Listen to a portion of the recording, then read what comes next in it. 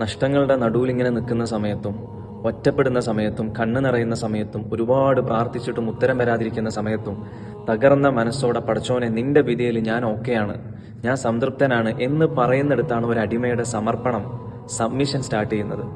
അതാണ് ഇബ്രാഹിം നബി അലൈഹി സ്വലാത്തു വസ്സലാം നമുക്ക് പഠിപ്പിച്ചു തന്ന ഇസ്ലാം. പടച്ചോൻ നമ്മളെടുത്ത് നിന്ന് ഡിമാൻഡ് ചെയ്യുന്നത് എന്താണെന്നറിയോ? നമ്മുടെ അറിവോ പൈസയോ പദവിയോ ഒന്നുമല്ല, നമ്മുടെ സറണ്ടറാണ്, സബ്മിഷനാണ്. ഇബ്രാഹിം നബിയെ പോലെ പൂർണ്ണമായിട്ടുള്ള കീഴടങ്ങലാണ്.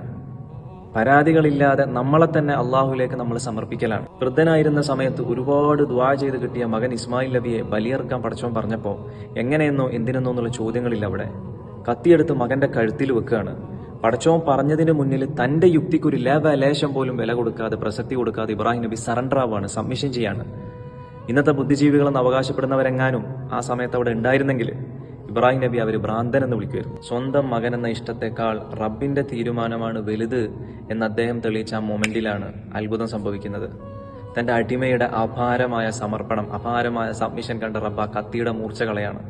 പകരം സ്വർഗത്തിൽ നിന്നൊരു ആട്ടിൻകുട്ടിയെ ബലിയർക്കാൻ നൽകാണ്. ഇനിയിപ്പോൾ ഇതൊക്കെ കേൾക്കുമ്പം സ്വയം ബുദ്ധിജീവികളെന്ന് വിശ്വസിക്കുന്നവർ മായാവി കഥയെന്നോ ബാലരമ കഥയെന്നൊക്കെ പറഞ്ഞ് പരിഹസിച്ച് തള്ളിക്കളഞ്ഞേക്കും.